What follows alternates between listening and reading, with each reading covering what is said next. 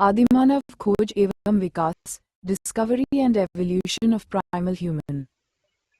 इसे प्रज्ञाब ने प्रकाशित किया है। Blog content details. आदिमानव। आधुनिक खोजों से ज्ञात हुआ है कि लाखों वर्ष पूर्व इस पृथ्वी पर मानव का जन्म हुआ था। पहले मनुष्य 4 पैरों पर चलता था और जंगलों में रहता था। वह पेड़ों की जड़ें, पत्तियों, फल फूल दिखाता था। कुछ छोटे जानवरों को मारकर उनका कच्चा मांस खाता था। वस्त्र नहीं पहनता था, वह घूमता रहता था।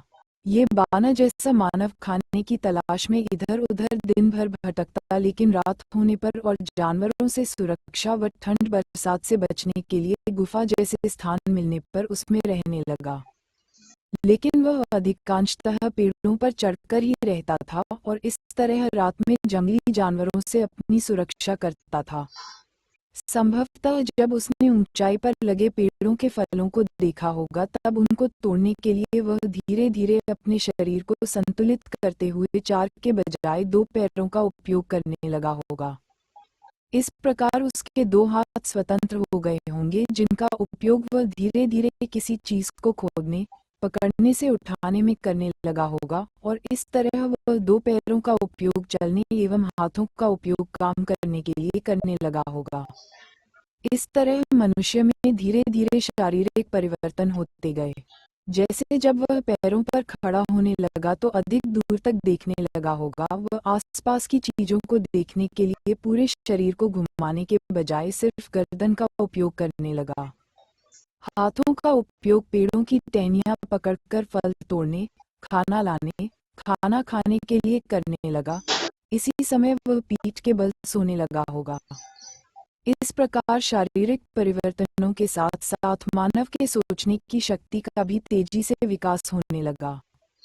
उसके स्पष्ट रूप से रोने व हंसने की आवाज में भी अधिक स्पष्टता आती गई। निरंतर आते परिवर्तनों के द्वारा अब मनुष्य अपनी मूलभूत आवश्यकताओं जैसे भोजन, आवास, सुरक्षा के बारे में भी सोचने लगा होगा। भोजन की तलाश में घूमते रहने के साथ साथ अब वह भोजन इकट्ठा भी करने लगा और जंगल में जानवरों से बचाव करने के लिए लकड़ी, जानवरों की हड्डियों, सींगों, धारदार, नुकीले पत्थरों का प्रयोग करने लगा। उपरोक्त तरह के मानव अर्थात आज से लाखों वर्ष पुराने मानव को आदिमानव कहा गया है।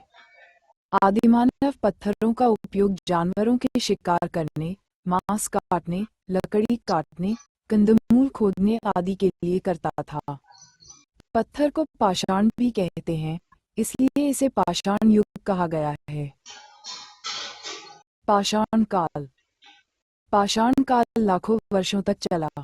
पत्थरों के औजारों के स्वरूपों के आधार इसे 3 भागों में बांटते हैं। 1. पुरा पाषाण काल। 2. मध्य पाषाण काल। 3. नव पाषाण अथवा उत्तर पाषाण काल। पुरा पाषाण काल। पुरा पाषाण काल में औजार पत्थरों को तोड़कर बनाए जाते थे। ये आकार में विशाल होते थे। धीरे धीरे मानव ने इस कला में दक्षता प्राप्त कर ली। सैकड़ों वर्षों के अनुभव व भौगोलिक परिवर्तन के कारण औजारों में बदलाव आया। मध्य पाषाण काल।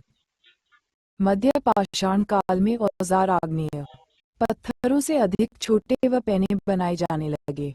इनमें कठोर एवं मजबूत पत्थर का प्रयोग किया जाने लगा। इन पत्थरों की खास बात ये थी कि इनके फलक, चिप्पड़ आसानी से निकाले जा सकते थे और इन्हें मनचाहा आकार दिया जा सकता था। प्रारंभ में हाथ में आसानी से पकड़े जा सकने वाले पत्थरों के औजार बनाए जाते थे। धीरे धीरे हथियारों में हत्थे लगाकर प्रयोग करने की कला मानव ने सीखी। इन औजारों को लकड़ी के हत्थे में बांधकर इनकी शक्ति को बढ़ाया गया। नव पाषाण अथवा उत्तर पाषाण काल। नव पाषाण अथवा उत्तर पाषाण काल, इस काल में छोटे पैने तथा अधिक संहारक हथियार कड़े पत्थरों से बनाए जाने लगे, जिनकी मारक क्षमता अधिक थी। इन्हें बाण के अग्रभाग में तथा कुल्हाड़ी के पैने भाग के स्थान में लगाया जाता था। इस काल में पत्थर की चिकनी कुल्हाड़ियां, हाथ के बनाए बर्तन, झोपड़ियों के निर्माण स्थल तथा लघु पाषाण उपकरण प्राप्त होते हैं। इनका काल लगभग 2500 ईसा पूर्व माना जाता है। इस काल से सिंधु सभ्यता के विकास का क्रम आरंभ होता है। आग की खोज। पहले मनुष्य आग के बारे में नहीं जानता था। जब उसने पहली बार जंगल में सूखी लकड़ियों को आपस में तेज रगड़ खाकर आग लगते हुए एवं पत्थरों के औजारों के निर्माण के दौरान दो पत्थरों के आपस में टकराने व चिंगारियों को निकलते हुए देखा होगा, तब पहली बार मानव ने दो पत्थरों के आपस में टकराकर आग उत्पन्न की होगी। यह मनुष्य की पहली सबसे बड़ी उपलब्धि थी। आग के जलने से आदि मानव को बहुत लाभ हुआ। जैसे 1. अब वे मांस को भूनकर खाने लगे। 2. रात के समय आग जलाकर प्रकाश प्राप्त करने लगे। 3.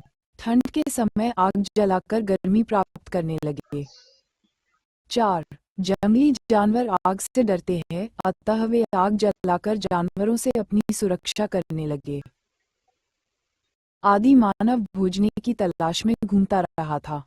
थक जाने पर पेड़ों तथा पहाड़ों की गुफाओं में निवास करता था। पहाड़ों की चट्टान को शैल भी कहते हैं। शैल में निर्मित इन आश्रय स्थलों के कारण इन्हें शैलाश्रय भी कहते हैं। ये शैलें कहीं कहीं तो इतने बड़े हैं कि इनमें 500 व्यक्ति तक बैठकर आश्रय प्राप्त कर सकते हैं। इन्हीं गुफाओं में बैठकर आदि मानव ने अपने दैनिक जीवन की क्रियाओं को चित्रित किया है। चूंकि ये चित्र गुफाओं की चट्टानों पर बने हैं, अतः इन्हें शैल चित्र कहते हैं। भारत में सैकड़ों स्थलों पर ऐसे चित्रित शैलाश्रय मिले हैं। मध्य प्रदेश में भोपाल, विदिशा, रायसेन, सीहोर, होशंगाबाद, जबलपुर, मंदसौर, कटनी, सागर, गुना आदि जिलों में कई चित्रित शैलाश्रम मिले हैं। आदि मानव के पास हमारे जैसे चक्र नहीं थे। वे ठंड, बरसात आदि से बचने के लिए वृक्षों की छाल, पत्तों तथा जानवरों की खाल से अपना शरीर ढंकते थे।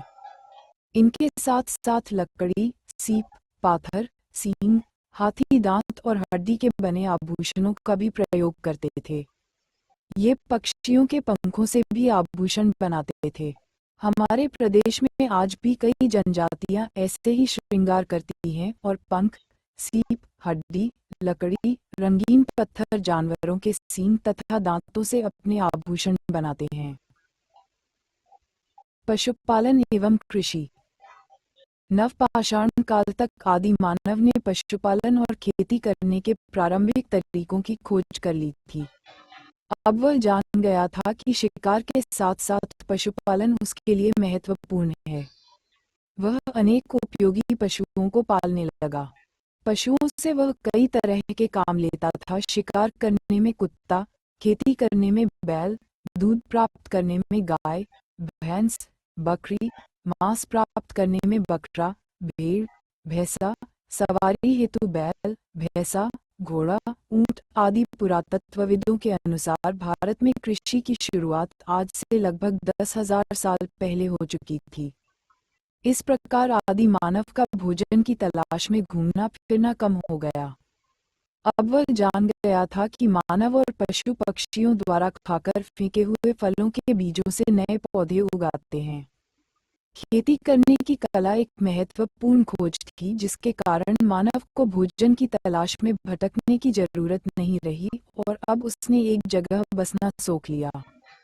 लेकिन मानव को जब खाद्य सामग्री की कमी पड़ने लगी, तब उसने जमीन, खेत की खुदाई, पत्थर, लकड़ी, हड्डियों से बने यंत्रों से करके जमीन में बीज बोना शुरू किया।